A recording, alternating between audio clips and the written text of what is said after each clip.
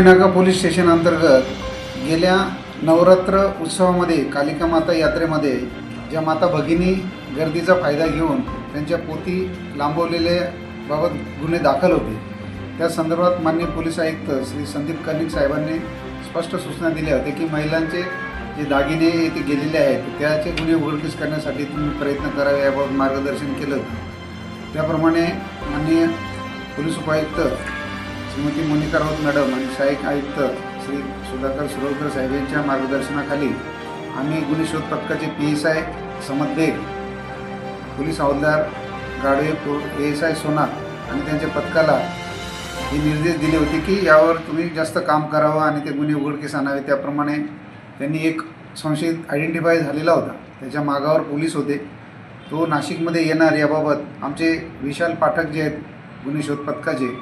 त्यांना ही माहिती मिळाली होती काल। त्याप्रमाणे मग आम्ही सापळा लावून त्याला बसस्टँडवर तो येणार आहे आणि मग सोनं जे चोरीचं आहे तो विक्रीला जाणार आहे। आम्ही सापळा लावून त्याला पकडले, तर त्याच्या झडतीमध्ये त्याच्या सगळ्या विचारपूस केली, त्याच्याकडे जे सोनं मिळालं 3 गुन्ह्यामध्ये जवळपास 21 ग्राम सोनं त्याच्याकडे आम्ही जप्त केलेलं आहे, त्याला अटक केलेली आहे, त्याची कस्टडी घेतली आहे। 24 तारखेपर्यंत त्याची कस्टडी मिळालेली आहे आणि आणखी त्यांनी गुन्हे केलेले आहेत का याबाबत